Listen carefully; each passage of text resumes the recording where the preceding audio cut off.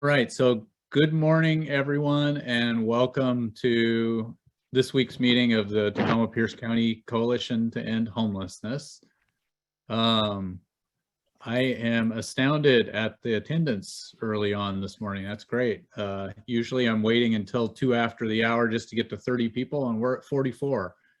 So I appreciate everyone being here this morning. And I don't know if she's ready yet, but Rosemary, would you like to kick us off? Yes, thank you very much, Rob. I was stuck in a place I couldn't get there, but I'm here.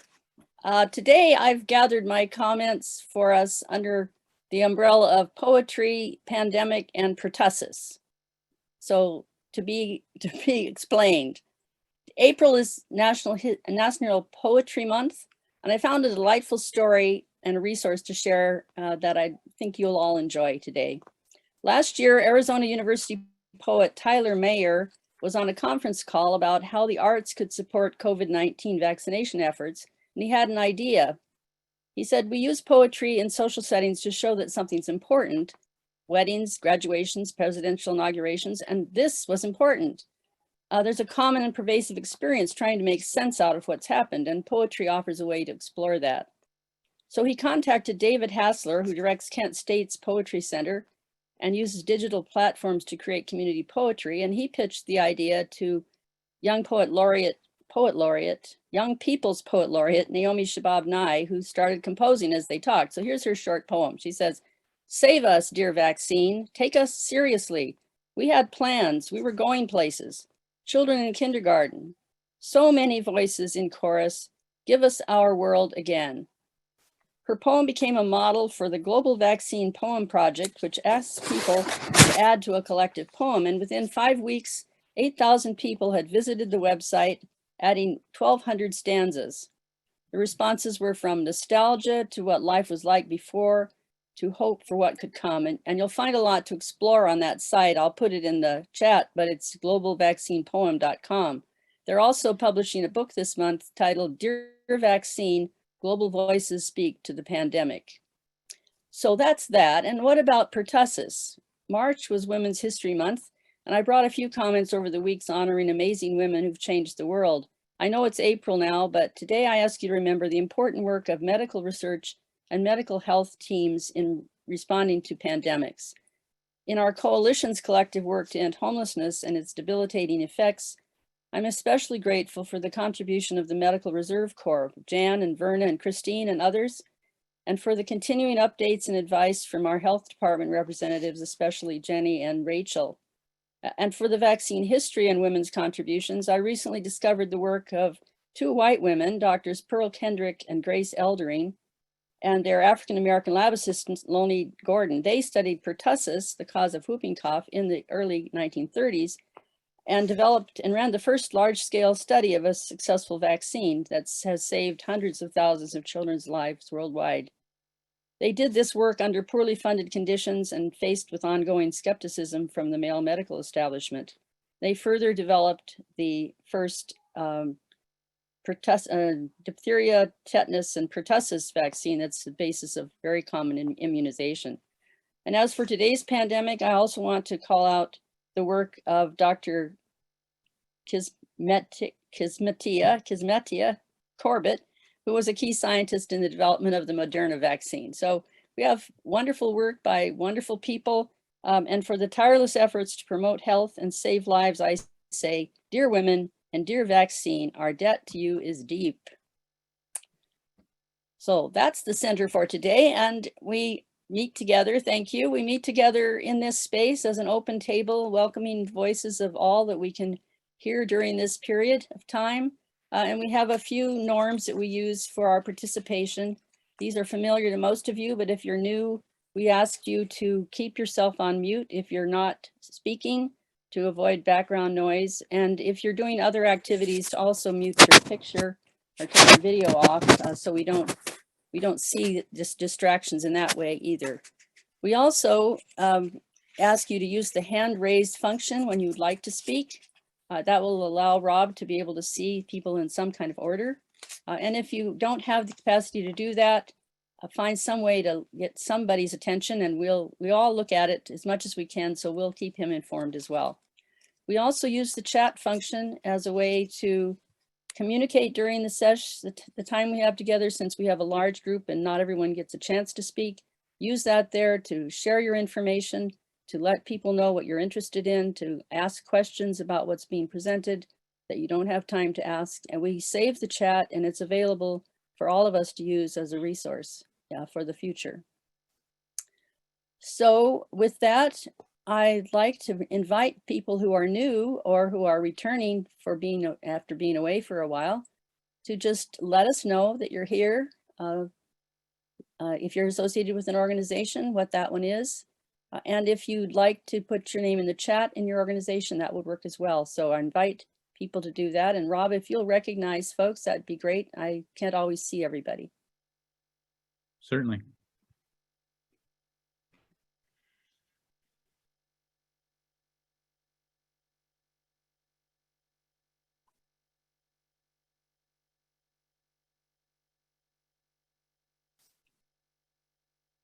Well, this is all right. Everybody's here from being here before or just hanging out to find out what's going on. So hopefully there'll be a chance for you all to say things you might like to say.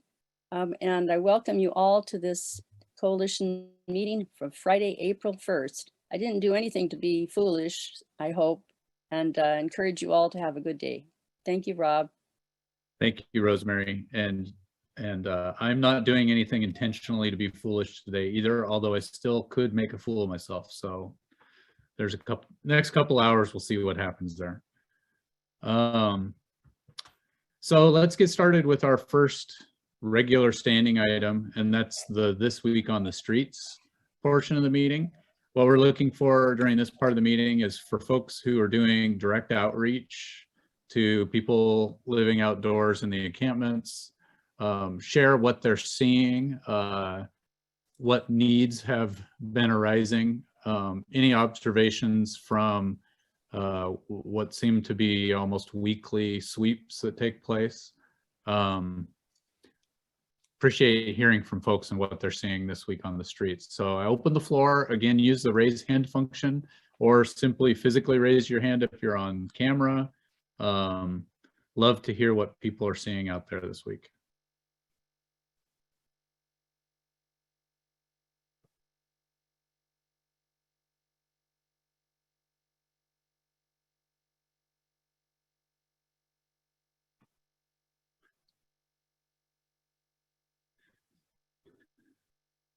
We are a quiet bunch this morning.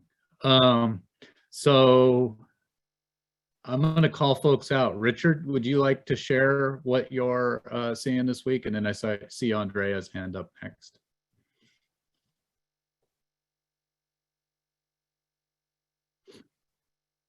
Sorry, I was trying to find the unmute.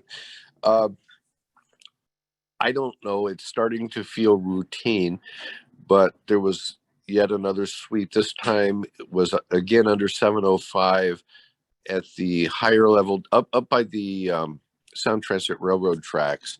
And I'll get down there later today to see how that's progressing. It was a longer stretched out encampment, and I'm going to go down there later today to, there's a roadblock. There's a road that runs along the railroad tracks. And my understanding is there are a lot more tents up in that direction. And I want to get a look at that. But again, it just continues. The main thing I'm saying this week is just continues to be lots of onesies and twosies all around town. And I don't know where people are going to settle yet. So I'm watching to see. Yeah, that's been my observation this week as well. Andrea, I see you have your hand up.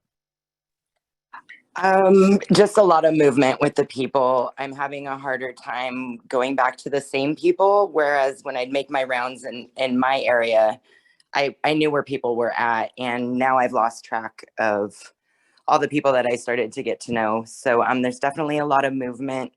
I noticed that it looked like that the camp at 35th and Pacific might be bigger, probably just because of all of the movement around. So that's the main thing. I'm sad because I worry about the people I get to know.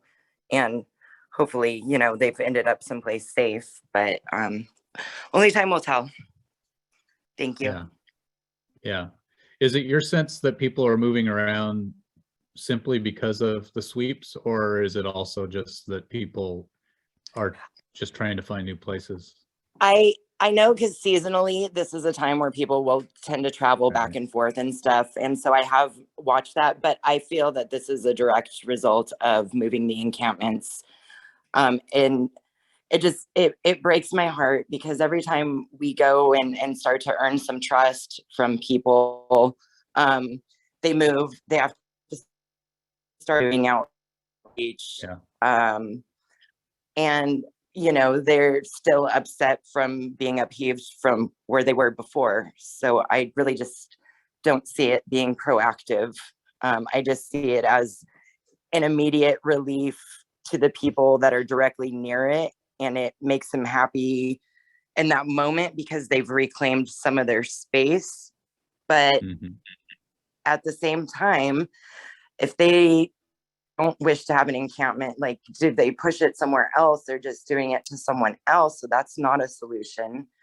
And yeah, I'm just really eager to see more mental health services and hopefully addiction services. And I was listening to an interview on the radio. It was just timely that it came on with Matt Driscoll regarding there being only 2 beds that take state insurance in Sumner for addiction services.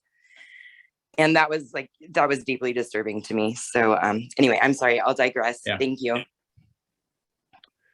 Thank you for your update. I see Jeffrey has his hand up. Good morning. Mostly what I'm seeing are onesie-twosies like everyone else, although I do see a lot of single people moving during the day, which is unusual. Usually they're moving in the evening. And I can't tell you any particular direction they're heading in. It's pretty scattered. The encampment on Pacific, 34th and Pacific, is expanding a bit, and it's as much car parking as it is tent camping.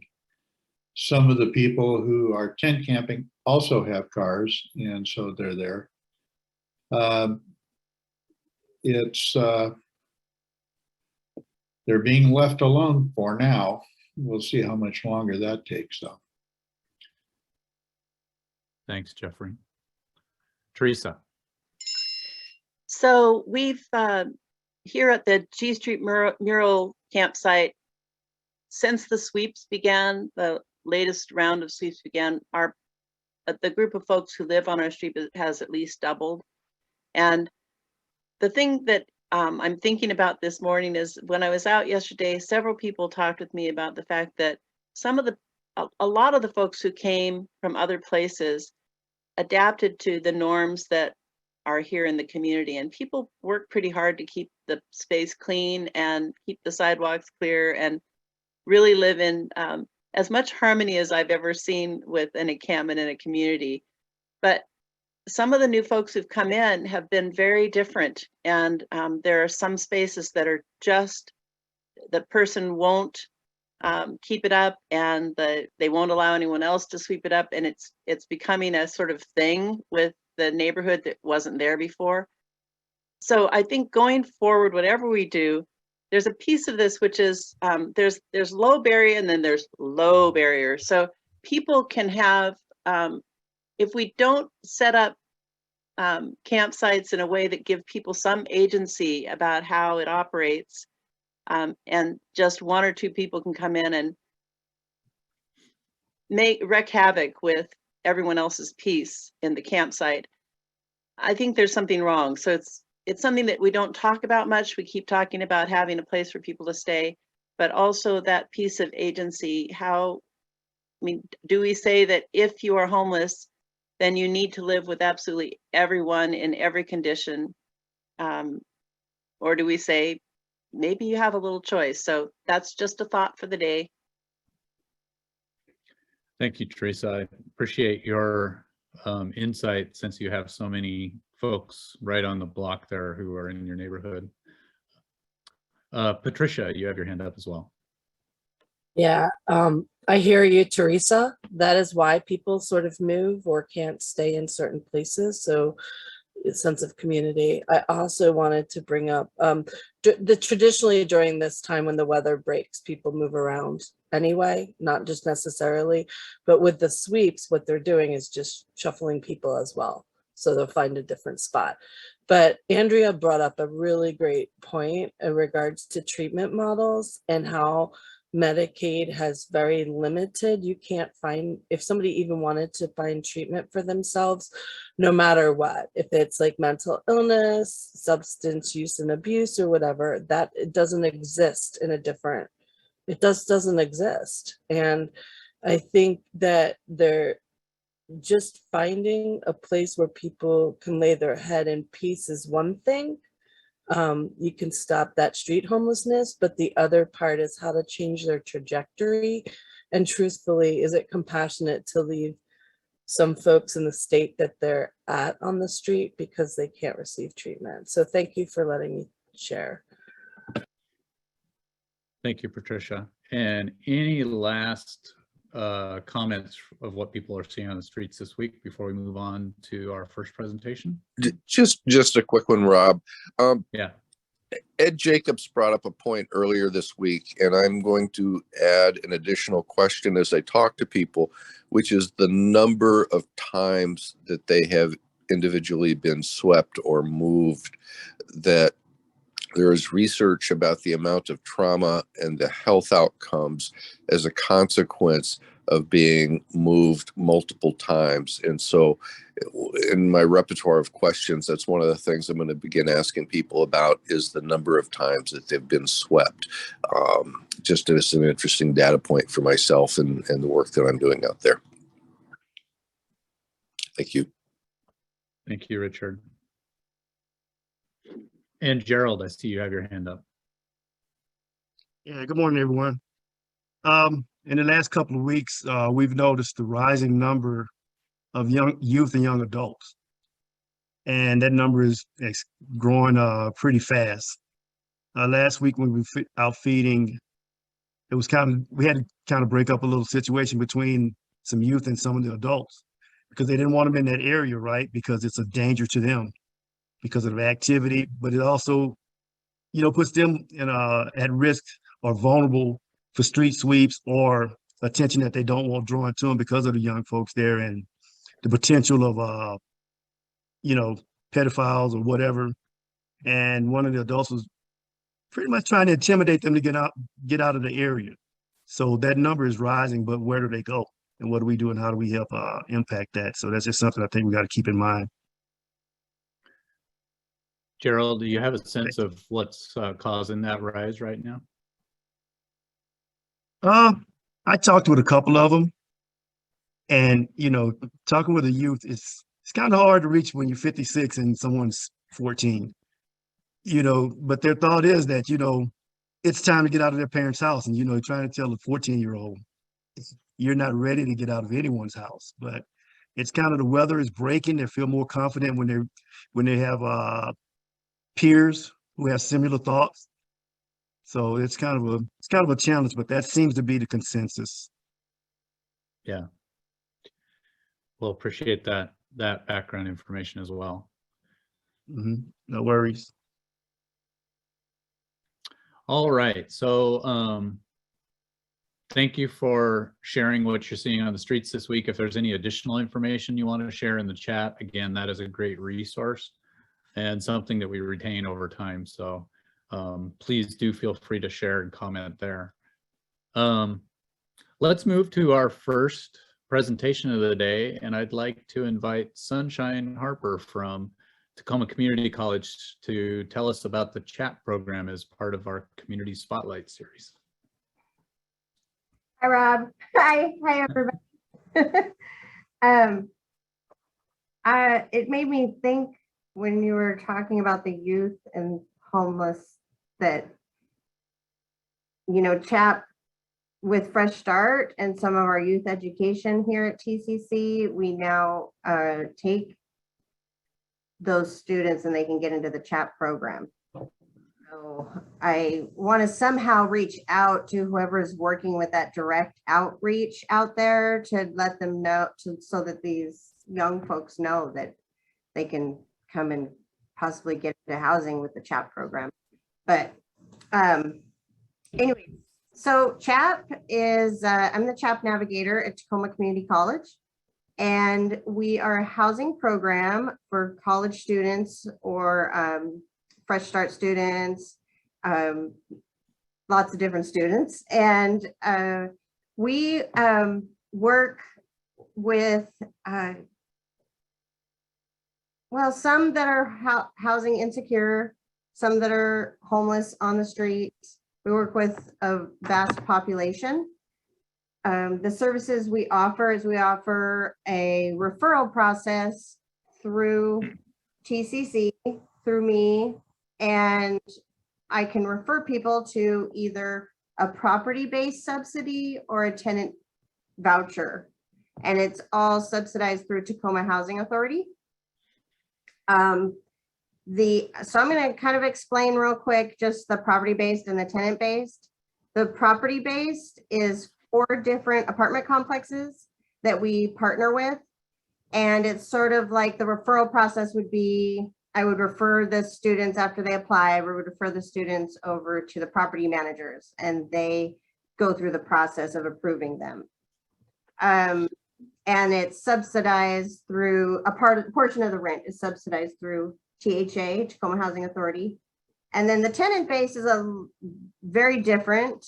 It's a process of me collecting supporting documents and referring those students over to Tacoma Housing Authority, and then they receive a voucher and they can take that voucher and shop on the market for a place within 2.5 miles within Tacoma city limits. So both are just very different subsidies. Pretty much anybody who's in 6 credits or more can be eligible. Sometimes people are over income, which makes things tough, you know, because as we know, the rental prices out there are really, really high. And so over income is never reaching what it takes to actually get into a place when you've got the average rents being at $2,000 a month at least. So, but we're trying to at least house some people. The documentation that people will need so how it works is you can go on to TCC's CHAP page and we have a link there where you can apply with the student and the application will come to me in the CHAP email. And I'll go through a process of, I see the application come in and then I call and we do a screening and I figure out if they're eligible. I mean, most of the time they're eligible and I put them on a priority 1, 2, or 3 wait list. So priority 1 is people living in their cars and, you know, places unlivable on the streets. And priority 2 is more people who have a place to live, but they could lose their place or they're not on the lease. They're maybe staying couch surfing possibly. And priority 3 is kind of somebody who is pretty secure with their housing, but needs cheaper rent and just really can't get by and they're scraping by. So those are the priorities. The supporting documents that we will need is like things like ID, Social Security cards, birth certificates for the minors in the household, proof of income, financial aid, TANF, SSI, whatever that may be. And the best way to contact is I put my contact information in the chat earlier. I can do it again after I'm done here so that people can see it. Yeah. And let's see, coalition members. I'm trying to go through the questions and answer the questions. I don't have a fancy PowerPoint ready for you all, but CHAP it's a really good program. I really like CHAP, along with lots of housing programs. There are barriers that we're trying to work out, but I do hear all the time from students how they wouldn't have been able to graduate from school or get by and be where they are without CHAP. So it really makes me proud that we have it. Yeah, and yeah. So any questions? So I do see one in the chat, actually a couple now. First from Christine was asking, what's the capacity in the CHAP program? How many students can be covered? Okay, so there's 163 property-based units, and there's 75 vouchers. Okay. Yeah. And then Courtney asked, can you tell what the letters stand for in CHAP? Yeah, it stands for College Housing Assistance Program. Perfect. Yeah. And I'm not sure if you can see the question from Teresa. Yeah, so we do have, I work directly right next to me with our reentry navigator, and we do have some, but like always, it always depends on the background, and it also depends on the property management company, whether or not they will accept that particular background. You know, it's just, or how the length of time when it occurred, or, you know, there's all those different areas of getting people in with the background. But we do Great. try to do that. Combined with that peer team. And can they apply while they're incarcerated is my question. Yes, they can, but they can't be referred over unless they're enrolled with 6 credits or more. Okay, so can they be enrolled while they're incarcerated if they know they'll be Sure. released? Yeah, Okay. yeah. But DOC, they get a DOC voucher. So we try to help people once their DOC voucher expires. Once they're released, they have the DOC voucher, and then we try to help them with that. Once that expires, go into CHAP. But a lot of times these property management companies also, you know, they're just like any other when it comes to the restrictions with backgrounds. Great. Thanks, Sunshine. And we've got a couple of additional hands up here, starting with Kathy. Don't necessarily have a question, but I just wanted to say that as a former recipient of this program, what this does is it just takes the pressure off. You know, when you're a student, you have a lot of things coming at you all at the same time. And I was housing insecure. I never knew what I was going to face when I went home. I never knew what kind of notice was going to be on my door, what kind of harassment I was going to face as I was trying to get home. So having the CHAP voucher just relieved me of that pressure so that I could focus on my coursework and not have to worry about that. And also keep in mind that this is one of those unique and awesome embedded services because TCC is committed to, you know, serving the whole student. And so to have people like Sunshine and other counterparts who help in other capacities is just really focusing on providing that equity, you know, what that student needs in order to succeed, in order to stay enrolled and complete their ed plan. And I personally found it absolutely invaluable to our household. So we really appreciate the CHAP program. Thanks, Kathy. And Ryan. Hi, Sunshine. I was curious, what's the out-of-pocket for your property subsidized programs? And then I'll follow up with the voucher question, but let's start with that. Yeah. So usually it's about $500 for a 1-bedroom and around $600 for a 2-bedroom. Okay. And your vouchers, what does a voucher get you? They, as long as they're approved by the property management, they can go into they can shop for any apartment. What do you mean? Like how much does it cover? Is it free? Is it got a limit? What is a voucher? You know, a voucher can be anything. With the voucher, it usually covers about 50% of the rent. Okay, so it's a percentage up to a limit? Yeah, yeah. So, okay. Thank you. It depends on it depends on your dependents, and it kind of, there's a lot of variables within. Oh, so it's need based Right. on, okay. Yeah. Thank you. All right, so we are a little bit over time. I do see, Sunshine, there's a question from Adam in the chat. I don't know if you want to answer that one briefly. Let's see. What do the letters stand for? Oh, changing improvements, changes to the voucher within the CHAP. Oh, are you talking about the proposed changes that THA is working on?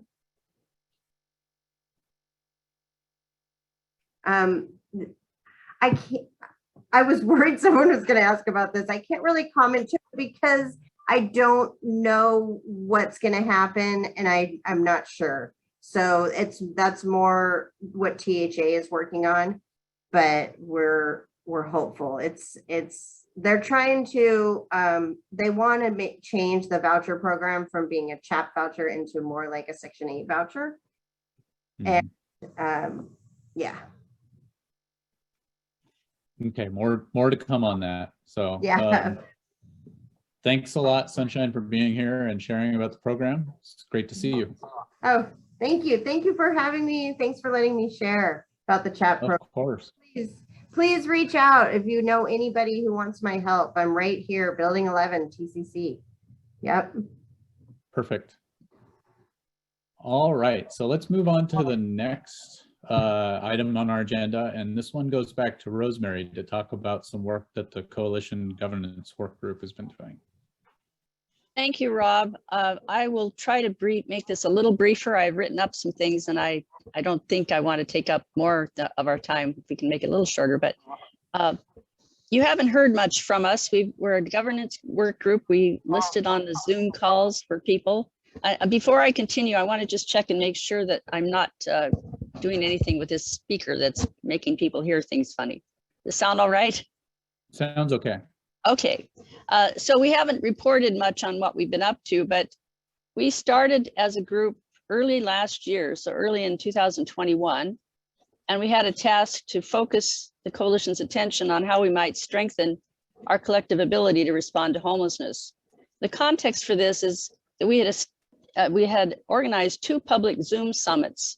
Some of you may have gotten in touch with the coalition as a result of those in the fall, winter of 2020, and we challenged people from all sectors in the county to strengthen their commitments to the goal of ending homelessness in the context of a terrible winter approaching. And at the time, we described ourselves as a loose network of agencies and individuals who were working to end homelessness. And at the same time, we were championing strategies that often benefit from strong and clear organizational structures. So what were we going to do? The need for action to address the emergency was so powerful that most of us didn't want to sit around thinking about organizational structures. So you can imagine this has taken a little while to get very far. And I won't today, but at another time, I think I'd like to present a sort of history of the coalition, like how we got where we're at, because that's one of the things that we wanted to know about when we decided that this group would happen is what is it that we have become in our brief time together as an emerging group following these summits, because the steering committee, which is the group that guides our work every week here and presents and ensures the agenda for our Friday meetings, was actually the steering committee for those summits, is how it began as a collective and open table approach to our work together. So the second charge of not beyond just describing who we are and in our current state, the second charge is to facilitate discussion of options about how we might change things. That's a little more daunting, and it also feels a little sometimes like nailing Jello to the wall. Like, what in the world do we want to change? What would be different? How could we do it better? So one of the things we have is a volunteer network that's completely a volunteer network at this point, where individuals are able to make this a part of their paid work, or they're able to volunteer their time. And so we don't know, can we sustain this? And if not, then what? We've done research then on networks, coalitions, formal organizations, and volunteer organizations, but we don't have any proposals to bring forward yet. So what have we done? Well, we described the coalition in a kind of infographic. March of last year, Lori and I worked up something, and some of you may remember it. And then we put together a 7-page description of what we are about, with 12 pages of supporting documentation. So we've tried to plumb things to see where we've been. And it was, it's useful. We also did research on breakout sessions we had over August of 2020, April of 2021, and January of 2022. And of course, and in those we asked, what's valuable here? What do you want to keep? What do you want to be sure we don't lose? So we have the voice of folks from this meeting to also provide us some context. And we are on record as supporting the newly approved Pierce County Comprehensive Plan to End Homelessness, which is full of opportunities for action and efforts that a group like ours could champion. So in January, we shared that document of where we're at. And in the past few months, we thought about some sample mission statements, because of course you must do that if you're an organization, right? So if you've worked on this visioning work in other organizations about visions and values and strategies, you know how important specific words are and how saturated they become with meaning, at least to those who've held multiple conversations about them. For those outside the conversation, the mission statement may seem just like some words describing the group, but there's a lot more passion. It was no different really for us. There's a lot of passion about these words. So we had discussions at 3 different steering committee meetings, presented some ideas, moved a little forward, and then last week brought one that we're going to present today just as a this is where we're at draft of a mission statement. I'll put it in the chat, but it says the Tacoma Pierce County Coalition to End Homelessness connects and mobilizes people to take action to end homelessness. I'll say it again in a minute, but there are folks who think that our title says enough. I mean, we are the Coalition to End Homelessness. What else do we need? And then there are others who say, well, I need a little more of a kick in the back to make sure I'm getting going. And others say, I want there to be extra words that really describe what I think this group does, so that we can really visualize it. So we're not quite there yet. The steering committee was respectful and had strong differences, but this is sort of one we could kind of live with. And yet, of course, we want one we want to champion and shout about. So we invite you to continue with us in the conversation, knowing that mission statements get revised and reviewed all the time whenever the group is at a place where it really wants to say, what are we really doing and how will we really get there? So let me just invite you to join us at the governance work group meeting if you're interested in these kinds of discussions. We'll meet again on April 13th at 9 in the morning. That's, I believe, I don't know which day of the week it is right now, and it will be, the Zoom link will be on the coalition's homepage. And we really do hope to hear from you. I'll put that proposed mission statement in the chat. And if you have any ideas you want to share with us in the chat today, that's be great, as well as coming and joining us for a meeting. So that's our update for today. Thank you, Rosemary. That's a lot to cover in a short period of time. So appreciate that. And I love seeing the folks who are commenting on hearing the statement for the first time. So thank you for that. All right, so let's shift gears. Garrett has joined us this morning with a couple of quick requests for the coalition to sign on to some funding asks. So Garrett, do you want to take the floor and walk through these 2 items? Thank you, Rob. Thank you, everybody.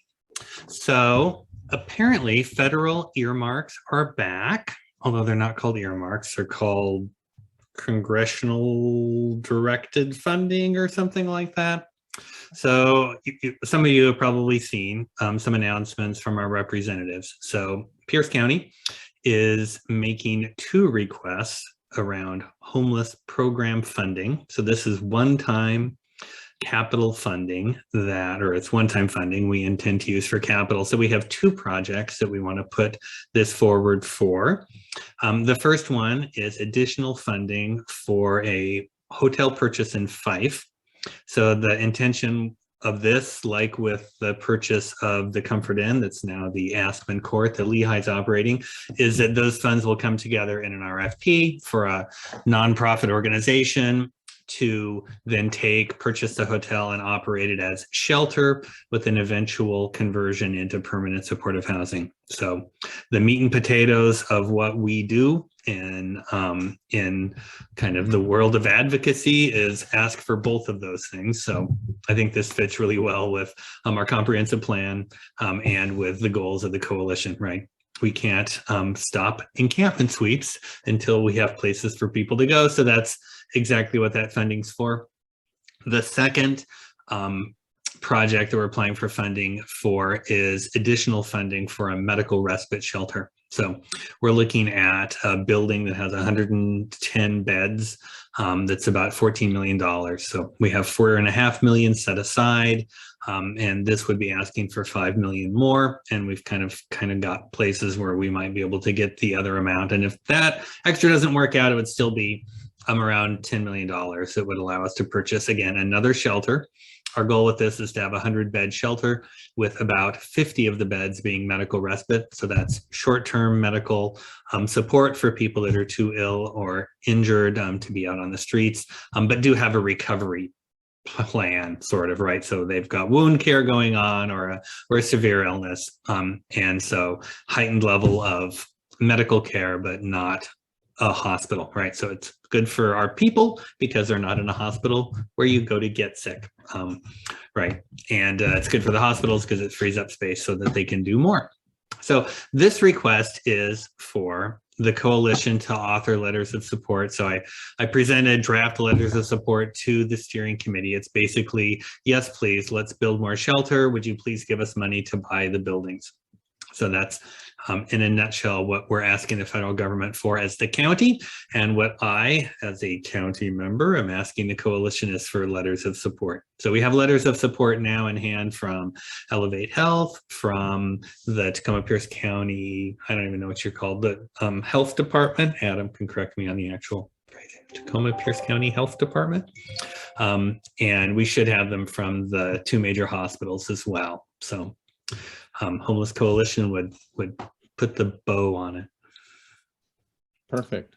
And So so you I put together a couple of polls for this so that we could vote as a group on supporting this, right? I put just one poll together, and the letters of support are pretty generic. So I've got those if you're interested, but I don't think they're that interesting. So really, I'm just asking for support from the coalition for acquisition of buildings to operate shelter and permanent supportive housing. So that's the question. Should the coalition submit letters of support for congressionally directed spending requests? And you've got 3 options: yes, no, or abstention.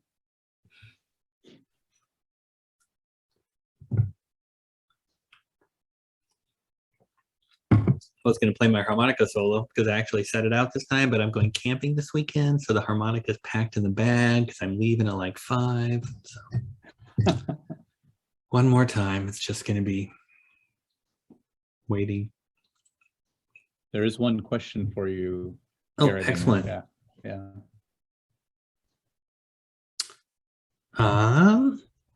Just drop your email in there, Kathy, and I'll connect you up. April Fools. No, this is actually legit, not April Fools. I'm still shocked we have earmarks like as a formal program. I always thought they had to be backroom deals with smoke wafting through the air and old men with their double-breasted suits and, you know, perhaps no connection to reality, but I'm sticking with it. Right. funny. All right, Since looks I'm like- unmuted for a minute, can I ask a quick question, Garrett? Yeah. You say that this is federal. Should we be sending this letter to our congressional representatives? So this is all goofy as get out. I don't really know how it works properly, fully, but basically we're making 3 requests for these 2 Okay. projects to 3 Congress so to our 2 senators and to Representative Kilmer. And like Okay. Strickland has a process, and I don't know, we're not pushing it through her process as well. Each of them Okay. has an area of interest, and so I think we're targeting those areas of interest. So we'll actually be writing 6 letters of support. You know, 1 to each senator and 1 to Representative Kilmer. And again, if you're interested, just shoot me an email. I'll connect you up with the grant writer at the county, and we have some templates and how that goes. But we end up sending them all together, so they have to come back to us to get packaged up and sent off. So thanks, everybody. I see I can end the poll. I can share the results. Lots of folks saying yes, a few folks abstaining, and the ayes have it. So I really appreciate this. I sure hope this goes through, because heaven knows we need some more shelter. Thanks, everybody. We definitely do. All right. Garrett, did you want to get a screenshot of that, or should I? You know, you can print them out now out of Zoom, so. Oh, okay. Well, I'll do a screenshot anyway. So our next item on the agenda actually goes back to Garrett again, and we're just trying to weekly keep an eye on the comprehensive plan to end homelessness. I'm not sure what updates you have to offer today, other than obviously the advisory committee has its first meeting since the plan was approved by the county council this afternoon. That meeting is at 1. Yep, that meeting is at 1 o'clock. So that's really the big update, is we're getting the band back together, although it's got some new members, which is going to be exciting. Their job is to hold the county accountable for implementation of the plan and provide direction. Today, a chunk of our conversation will be about the approach to the unified regional approach. That's what we're calling it now. And we're kind of centering on what we're doing. And so I just dropped into the chat the packet of materials that's not quite on the website yet. And everyone can attend. It's a public meeting, and the link to join is on the website. There's a time at the end set aside for public comment, but otherwise it's limited to the actual board members and support staff engaging during. So yeah, I mean, there's a bit of an update about some of the initiatives in it. Just would love direct feedback from folks on ways you might like to be hearing about updates. I'm struggling a tiny bit with the amount of information that I can push out, which makes updates sort of garbled and somewhat meaningless sometimes if it's a lot to weed through. So would totally appreciate, like, Garrett, I can't figure out what's going on, and just if you have hints about what might be some easier ways for you to consume information about what's going on, that would be great. And I'm going to put in a link to the website that has, although Rob probably beat me to it already. So I did. Rob put it beat in me there. to it already. I'm doing it too, though, Rob. Yeah. And how to get a hold of me. You would. So, okay. Anybody have any? I know we're short on time. If you have questions, probably offline, but don't hesitate to get a hold of me. And same for me. So I know Maureen is unable to attend today's meeting, so I'll be attending in her as a poor substitute, representing the coalition. So whatever comes out of today's meeting, if you're not able to attend, we'll share an update next week so that we know where things are going. I saw there's a question in the chat before so wrapping over back to the medical respite shelter. So the plan is for those other 50 beds to be shelter beds as well. However, we have a provider that's interested in possibly running 25 beds of substance use inpatient treatment. And so we're really interested in figuring out how to provide some more resources in the community, right? Because back when MDC gets its detox going, it still needs places to people to go after detox. So, so that's something we're looking at. But probably if that doesn't work, then it'll just be shelter with the ability to have medical respite. And that would be ideal for people that just enter medical respite and then their medical respite period's done because their wound is healed. And then we'd have to find them another shelter location. It would be great if we could just keep them in the same facility so they can work with the same case managers. But we'll see. Thanks, Garrett. So we are adding an item to the agenda here next. The last few weeks, Timothy Harris has been putting together a summary of what we discussed in last week's breakout session. We thought we should actually put an item on the agenda for Timothy to share that summary in a more meaningful way than I have been able to do the last couple of weeks. So Timothy, I hand the floor to you for a review of the last week. Thanks, Rob. Do you have the document there that you can put it up? Let me find it, or do you want to share it? It'll probably be easier for you to do it than me, and I'll just start talking while you're finding it. Okay, let me go find it. Okay, so you know what I do with these roundups is I just go through and kind of group it into themes and try to present something that, you know, is an overview of what people were talking about. And the question last week was, how can we help create more community support for solutions to homelessness in their own neighborhoods? And I not exactly sure what we were after in that question, because it can be read a couple of different ways, but what most people responded to was, how can we create support for solutions to homelessness in neighborhoods, in the neighborhoods.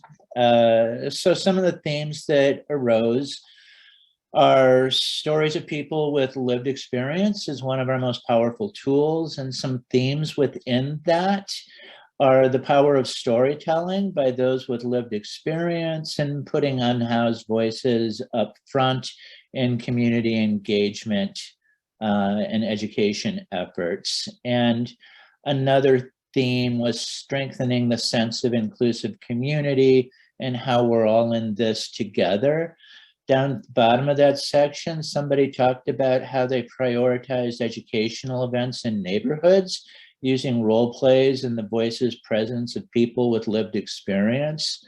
I just want to note that I've seen that being really, really helpful when we were working to get sanctioned encampments in Seattle. One of the things that we did was organize a dog and pony show of folks from Nicholsville that went around to churches and told their stories. And that was a very, very powerful outreach tool. Moving down, there was a theme of build on common experiences of rising housing costs and economic vulnerability. It's fairly self-explanatory. I won't go into that. Meet communities where they're at and work to build understanding and engagement.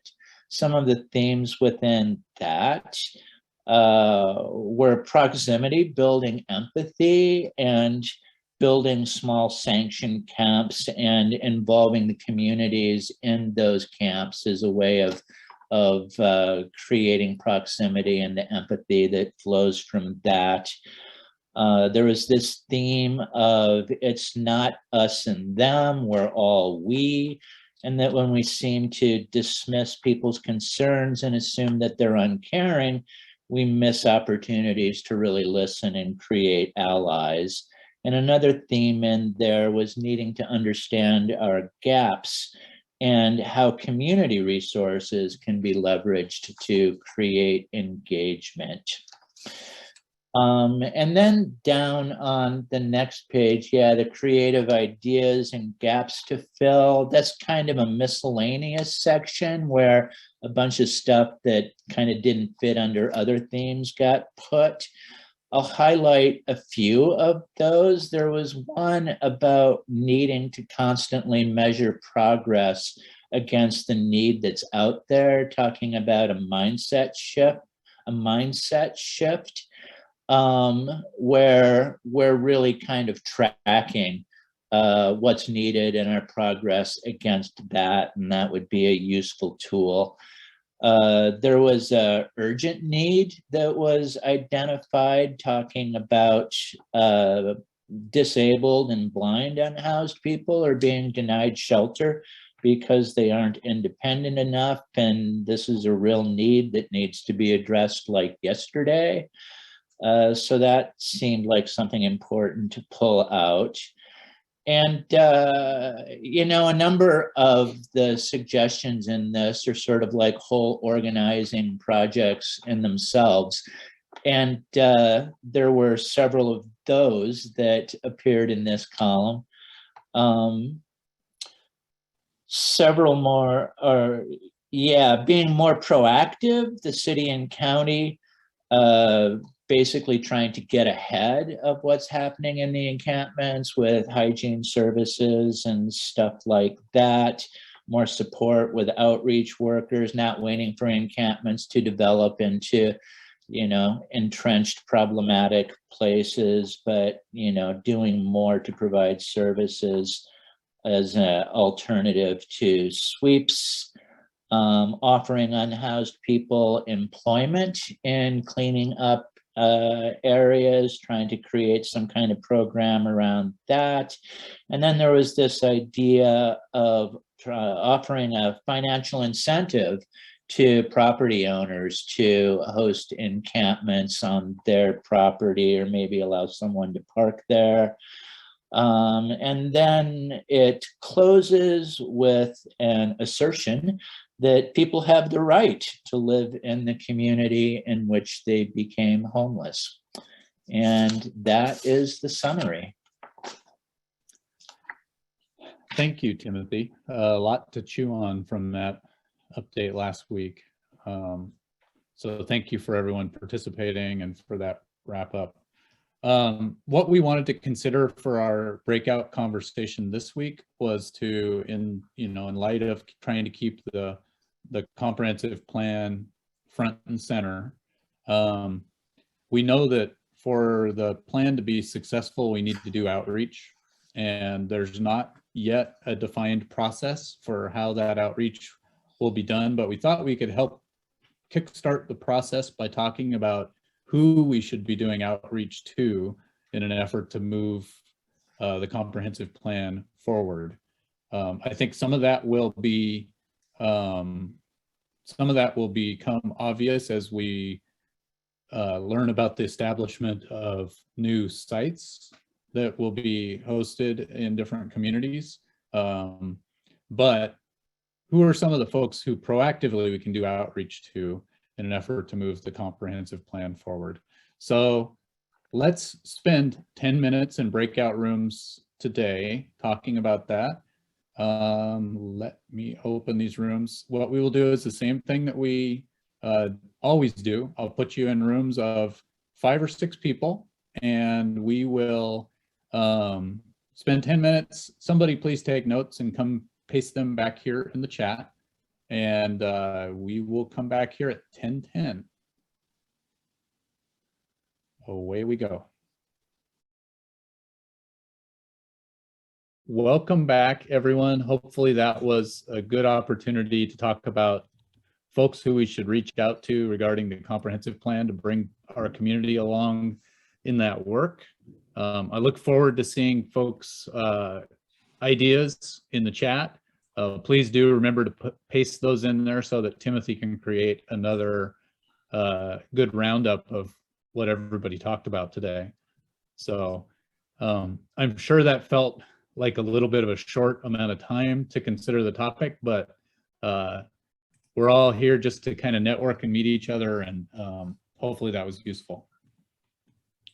So let's shift to our regular government updates. And I know that we do not have anyone from the city of Tacoma on the call today. However, Caleb did send me an email with some updates. I will paste those in the chat. The main thing that a lot of these updates are pretty routine, but one that he mentions that I'll put in the chat is about private property encampment abatements.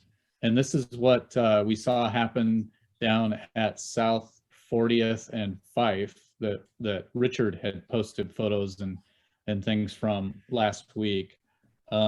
These are removals of encampments from private property being done as a code compliance response and working in addition with the HEAL team. So I will paste that information into the chat. There's also updates on shelter performance, encampment outreach over the last week, and those sorts of things. So I will paste those in the chat. Let's move on to updates from Pierce County Human Services and Jeff. Yes, good morning. Just want to remind everybody that the CE System Enhancement NOFA is still out. That's a NOFA that has $3.5 million that we're looking to award to nonprofit organizations to improve our coordinated entry system. Two other things I'll mention real quickly is that HUD at a federal level, the U.S. Department of Housing and Urban Development is what HUD acronym stands for, is accepting registrations for the continuum of care funding. So that has to be done next week. So we're moving into the phase of applying for federal continuum of care funding for homeless programs. And they also have released their NOFO for the Youth Homelessness Demonstration Program. YHDP, as many of us call it, which is funding to address youth and young adult homelessness. So we're going to start working with many organizations that work with those targeted populations to submit an application that's due to HUD by June 28th. So just some funding opportunities that we as a community need to apply for that we're starting to work on that keeps us pretty busy over the next 3 to 6 months. That's it. Thank you, Jeff. Anybody have any questions for Jeff? All right. So let's shift over to Valerie. I saw you were on the call earlier. I Any am updates here. for rental assistance and all Yeah, that good so work? never bored. So new portal is open. We are actually doing a landlord Q&A on April 5th. It starts at 2 and will go to about 5 p.m. We already have over 300 landlords registered for that. That'll be the Rental Assistance Program, Washington State Department of Commerce Landlord Mitigation Program, the amazing Tacoma Pro Bono, and dispute resolution centers will also be there doing presentations. It's a really good opportunity for landlords to learn about all of the new requirements, to get updates on what's happening, and to ask those honest questions in a very safe environment and to relieve some frustrations. And then on the very next day, we're doing a tenant Q&A. So if you have tenants, I encourage them to attend because it's the same 4 people who will be presenting for the tenant portion. We also have about 12 housing help events. So if you have folks who are in need of applying for rental assistance or to see Tacoma Pro Bono in person, like just pop into any of those public libraries. We're getting ready to add Tacoma Library to that group. And I may or may not be on jury duty next week. I will find out at 5 o'clock today. So if I am suddenly out, nothing's wrong. I'm just doing my civic duty. So other than that, we are just keeping going. We do know state's going to release funding. We do know state's going to release funding for a notice of funding availability for rental assistance. We just don't know when yet or what the requirements are. So as soon as I hear that, we will get that out to y'all so you can share. Great. Thank you, Valerie. You're welcome. Any questions from the group for Valerie?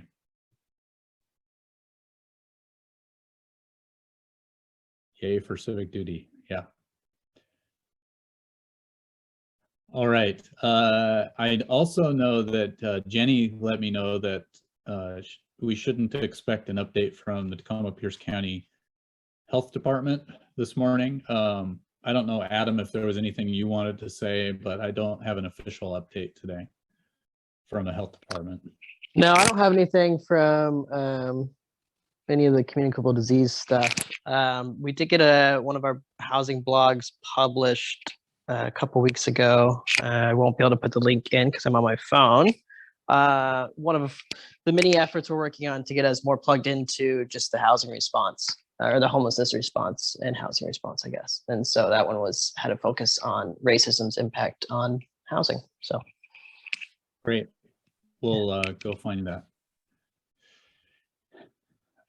And I'm not sure if we have anybody from the Pierce County Department of Emergency Management on the call with an update today. So let's create some space for that. Rob, I know Ivan's on vacation. I am glad Ivan's getting a break.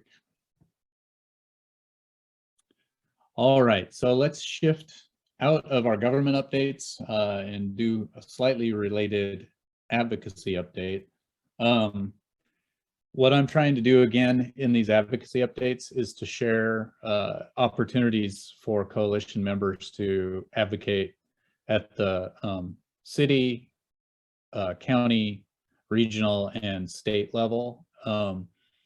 And what I can say right now is next week, the Tacoma City Council's study session doesn't have anything directly related to homelessness other than there's a review of funding recommendations for Community Development Block Grant, the Home Investment Partnership Program, and Emergency Solutions Grants. So if you work for an organization that receives funding from either of those programs, that is, you're probably already aware, but that's on the agenda for the noon study session next week. There are only 2 items on the City Council's regular meeting agenda for their 5 o'clock meeting next week. So very short meeting, I would expect. One of the items is related to a legal settlement, and the other is related to a property tax exemption application for a development in the Proctor district.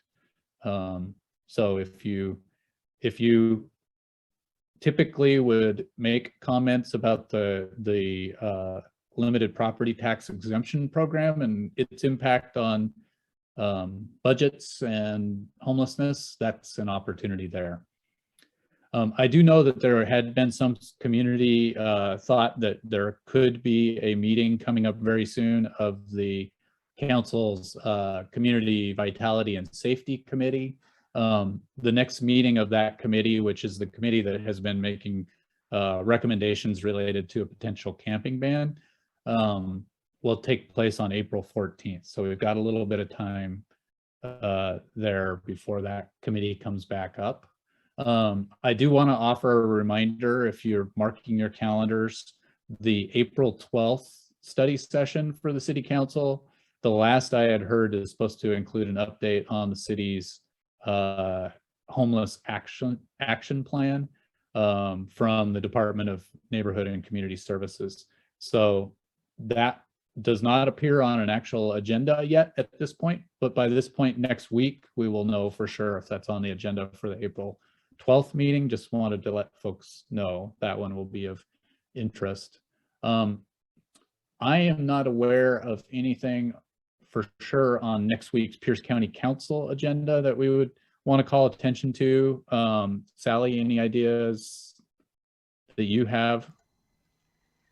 They don't post their agendas until 3 o'clock on Friday afternoon. So, and they tend to change with some regularity. They are discussing their 2022 council priorities, however, and there's a chunk of information in there about housing and about homelessness and about public safety that might be of interest to members of this group. Rob, I can send you, if I didn't already, the draft document that they talked about at their study session on Tuesday, the 29th, and that study session is on video. So if you're interested in hearing the conversation that council members actually had, I would urge you to watch that. It's one of the more substantive ways they talk to each other about what they want to do. That study session is probably worth watching. Great, thanks for that, Sally. And I appreciate being able to lean on you because I know you're tracking this too, especially at the county level. I do know one of the things we're keeping an eye on is is what will happen at the full county council regarding the safe parking ordinance. And so that's one item we're keeping an eye out on the agendas for next week as well. I do know from a community meeting that took place earlier this week that there has been some concern expressed by some of the county council members regarding that ordinance. So I'll send a heads up to the through the coalition mailing list if there's an opportunity to speak up in favor of safe parking. Jeffrey. Good morning again. I have had a recent conversation, actually 2 days ago, with Ruby, who is the site manager for the FOB Hope site that's going in on 82nd and Pacific.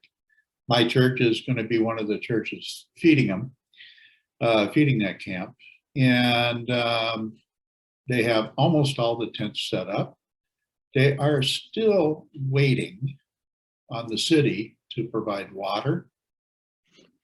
And without water, you cannot go. And porta potties, they do not have those in yet. This was a site that the city said they wanted started in November. And now we are in April and it's still not functioning. But I'm in touch with Ruby once a week just to see when we have people coming in so that we can start feeding them. Thank you for your time. Thanks for that update, Jeffrey. All right, so that's it for this week's advocacy updates. The only thing I would do as another reminder is that if you do have the time to listen in on this afternoon's meeting of the advisory committee for the comprehensive plan to end homelessness, that meeting's at 1:00 and anyone can join, and it sounds like there will be an opportunity for public comment at the end. So that is another advocacy opportunity coming up later today. So let's shift to committee updates. Safe Sites for All, is there anything we want to share? Nothing really, Ed? Okay. Yeah, it's still percolating. Okay, very good. Well, just as a reminder, those meetings take place at noon on Mondays. The links are on the coalition website at pchomeless.org. Anyone is welcome. The updates there frequently do talk about the status of the ongoing safe parking sites. The last update that we did have on Monday was that all of the safe parking sites that currently exist were full. So that resource is being utilized quite a bit. We will do an update here with the full coalition soon regarding expansion of safe parking. So any other coalition committee updates that we needed to share today? I know we shifted the governance work group to earlier in the meeting. Anything else, Rosemary, that we think we want to share? I would just announce that the Race and Equity Committee has been meeting with representatives of our group. Sharilla Bivens and I have been meeting with a variety of groups in the county, mostly in Tacoma right now, to inform them about the coalition and invite them to participate. So that's an ongoing project. We need more members to focus on how to make sure we're an inclusive and welcoming group. So we meet the first and third Thursdays from 3 to 4 p.m. and those are posted in the web page as well. So everybody's welcome. Thank you, Rosemary. And now magically, oh, go ahead, Teresa. I just wonder if Lori has her latest infographic that she could share with the coalition. She did I don't know if you're ready to do that or not. I can do that. Give me a minute to find it here. Yeah, and give me a second to give you the ability to share. Oh, man. Okay. All right, I just gave you the ability to share. I All should right, have given it's you coming warning up. that I was going to say that, Lori. Sorry. It's I'm coming. just I so gotta, excited about the things that she creates. I want to get it out there so you know that it's available. it's coming. Let's see.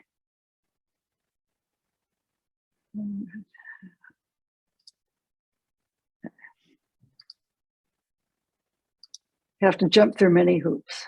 While she's doing that, this is a response to a lot of people requested that the outreach crew do something about the many paths to homelessness. So Lori kind of took that on and created an infographic that it's actually, she's got it, is it tabloid or it's 11 by It's 11 by 17, so 11 it's by 17? appropriate to be a poster.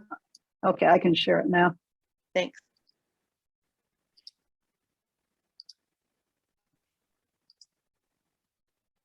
Okay, can you see that? Yeah, we can. Yes. Okay. So I know it's hard to read. I'll make it bigger and scroll down through it. So our basic idea is that the things people usually associate with why people end up homeless or mental health problems, addiction, that kind of thing. Actually, from what I read, the biggest contributor is people losing their jobs or having a medical issue. So that's all in here. Working people who have to live in their car because they can't make enough money. People who have lost their jobs, particularly because of the pandemic, it's gotten worse. People who are impacted by a medical problem, no health insurance. Also added in the fact that average life expectancy of people experiencing homelessness is around 50 years of age.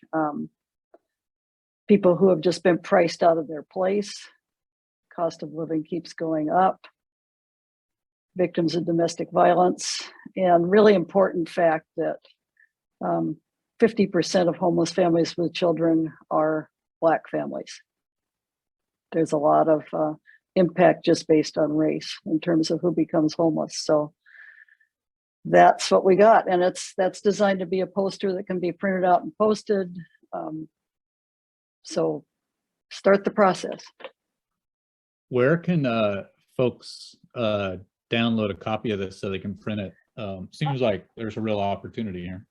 Yeah, we'll put it on the that little, I think it's a Google Doc that Teresa and I have where all the other graphic stuff is that people can download.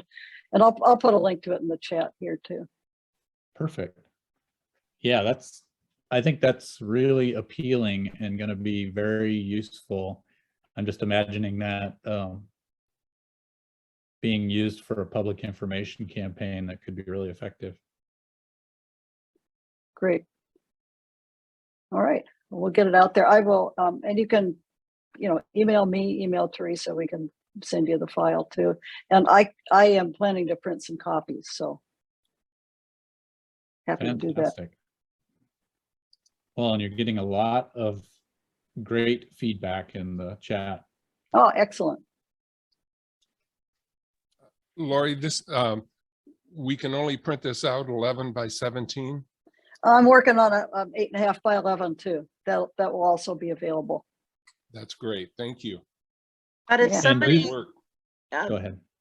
but if somebody wants a copy of this to post in a specific place, you should reach out to Lori because she is capable of printing them.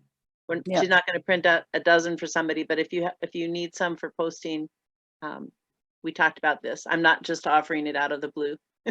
No, we're ready. We can give you a printed copy.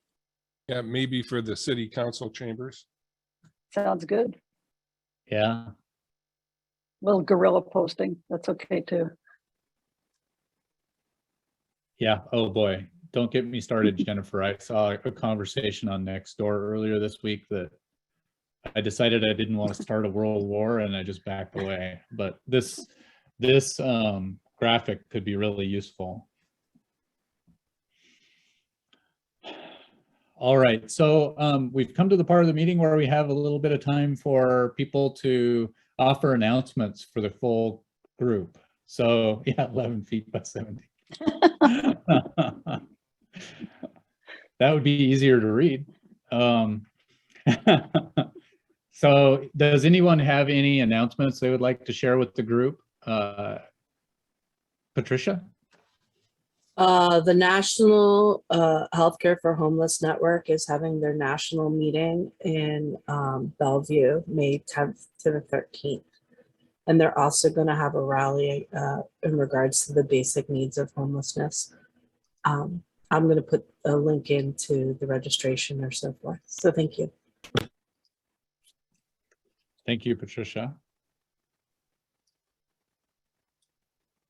Richard, would you like to share a little bit about the conversation that took place yesterday, the Voices on Ending Homelessness? Yes, let me unmute.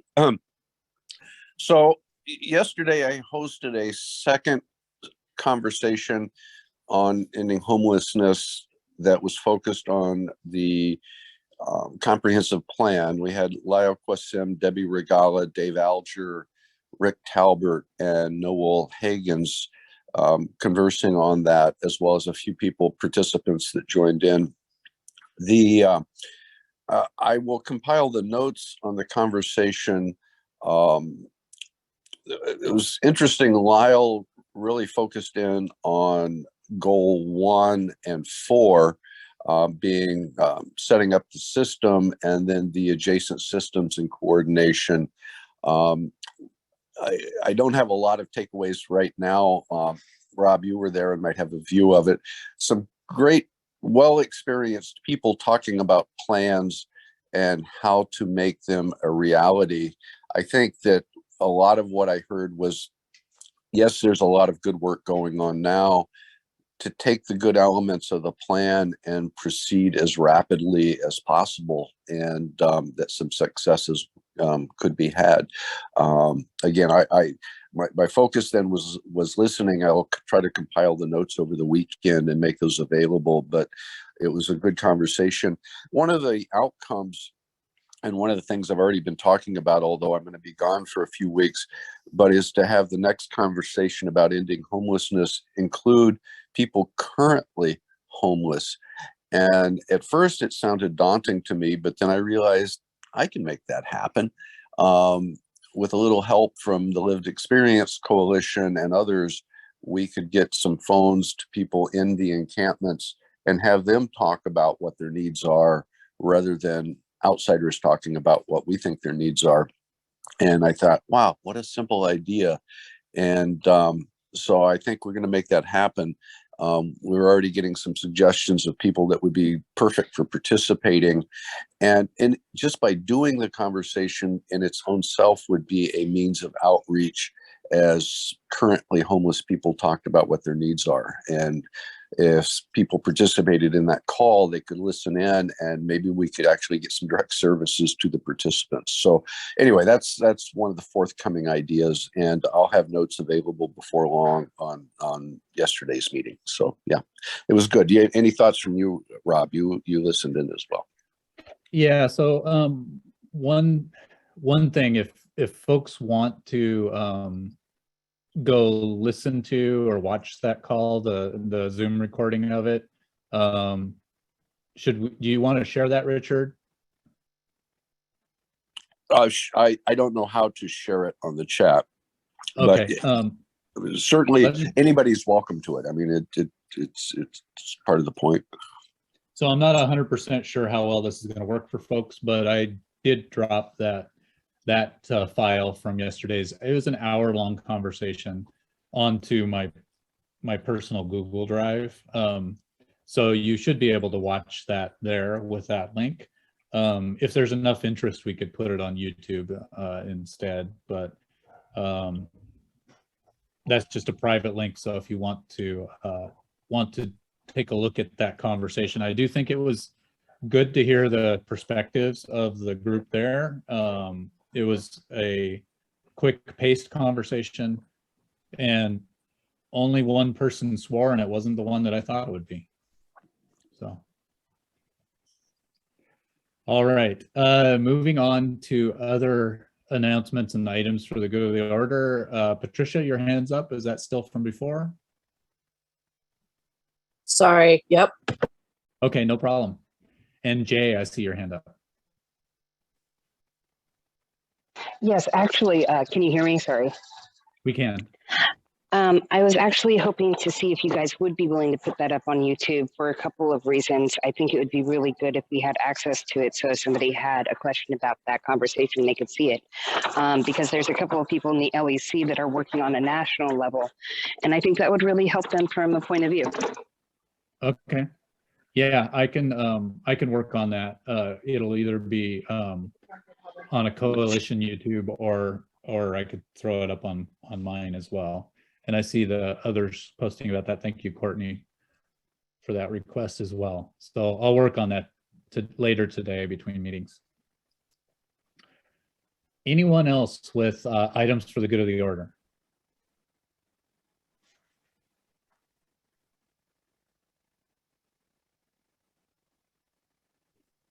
Ed? Earlier this week, I had a meeting with a person who had been a lobbyist, had experience at it. And as we all know, lobbyists get paid, and some of them very well, for what they do. And one of the things that he told me point blank was, if you have to testify in front of a committee, you've already lost. And it was like, well, what are you talking about? That's what we're doing. We're advocating.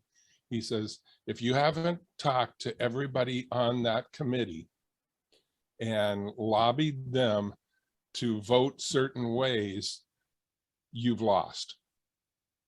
So when we start talking about city council subcommittees or county council subcommittees, I would encourage us to maybe have a listing where we could go to get contact information so that we could call them up, send them an email, and let them hear. I mean, how many of the city council have heard from us that we want them to join the county in that plan? Probably not many. So, until we tell them what we'd like them to do, how can we expect them to even think about it? So I guess that would be my suggestion. Let them get 40 calls from people. That's fine. Then their staff knows that there's a position out there that is being taken. So just a suggestion from somebody who used to do it for a living. So that's brilliant, Ed. Also as a former lobbyist, testimony is just window dressing. Yeah, there's a story in our family. My father was a lobbyist years and years ago, and he brought a nun in to testify in front of a committee, and she always wore a full habit. And she basically walked in and told the committee what they were supposed to do. And he did that because the chair of the committee was Catholic. I mean, the gloves are off, folks. We need to do these things. And so anyway, thank you. Thanks for that perspective, Ed. And yeah, I second that as well. I also agree with Teresa that the primary value of doing the public comment is to sway the public opinions. So so that's another piece as well. Jan, I see you have your hand up. Yes, thank you. That's hard to follow, but I'm going to follow anyways. Let you all know that LOS is having a breakfast on Wednesday, April 27th, and you can get your free ticket through brown paper tickets. Of course, we're going to hit people up for money for our hygiene center, but you're still welcome to come, and it'll be on me if you can't make a donation. And I just wanted to say something about this because of when we were in the smaller groups, somebody brought up the fact that we need to be able to do outreach to people on the street. And one of the funding sources when we were going after many, we were well received, but we also had some doubting Thomases. And one of the funding sources said, why don't you just give people a couple quarters and send them to the laundry? Well, that's because that's not what we're really trying to do. We're trying to help provide dignity, and we're also trying to get to know people so that they can come back when they're ready and ask for more services. So Wednesday, April 27th, hope to see a few of you there. Thank you. Thank you, Jan. All right, so any final items related to the announcements for the good of the order?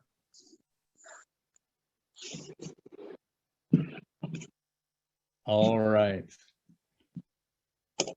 So let's wrap up today's meeting. I would like to offer some space for people to reflect on the content of today's meeting, offer any feedback, what went well, what didn't go well, and also an opportunity for people to drop into the chat. What are some things that they would like to see in upcoming meeting agendas? So I'll be silent here for a moment and see if people have anything to share about today's meeting. I already let Tim know, but he did a magnificent job with those notes from last week's breakout session. And I think he should have that assignment every week. Big thumbs up.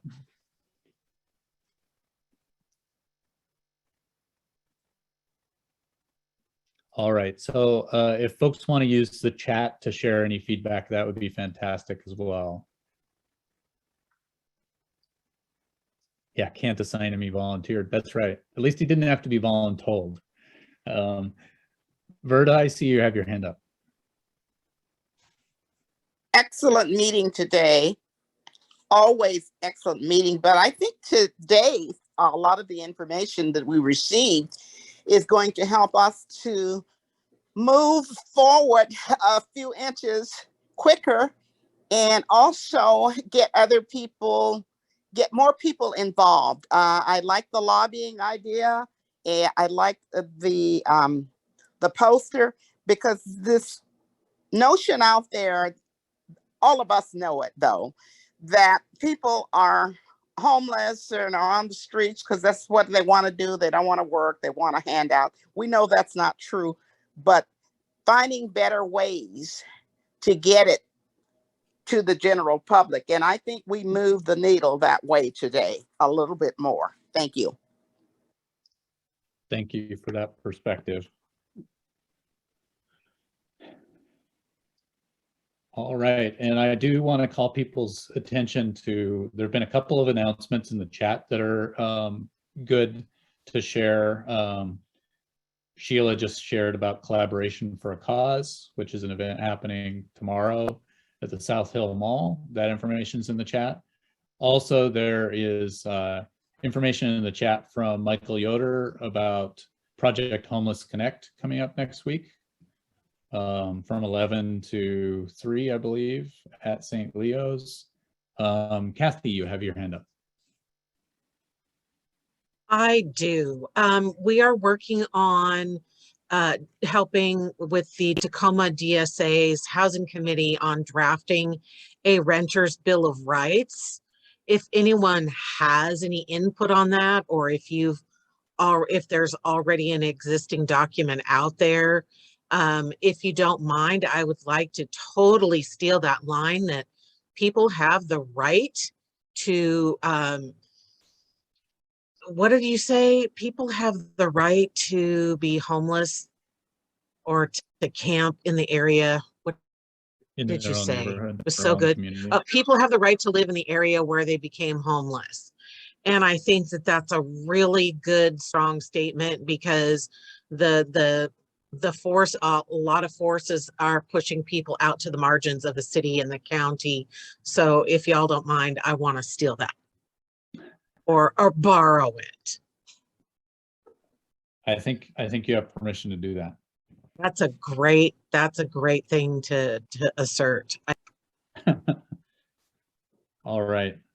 Well, I want to thank everyone for being here today. I hope everybody has a safe weekend ahead, and that we all can be back here next Friday morning for another round of conversation about how we can end homelessness in Pierce County and beyond. So if you have the capacity and an interest, there will be a group of us hanging out to plan next week's meeting right after this. That is after about a 5-minute break. Otherwise, have a great weekend, everybody.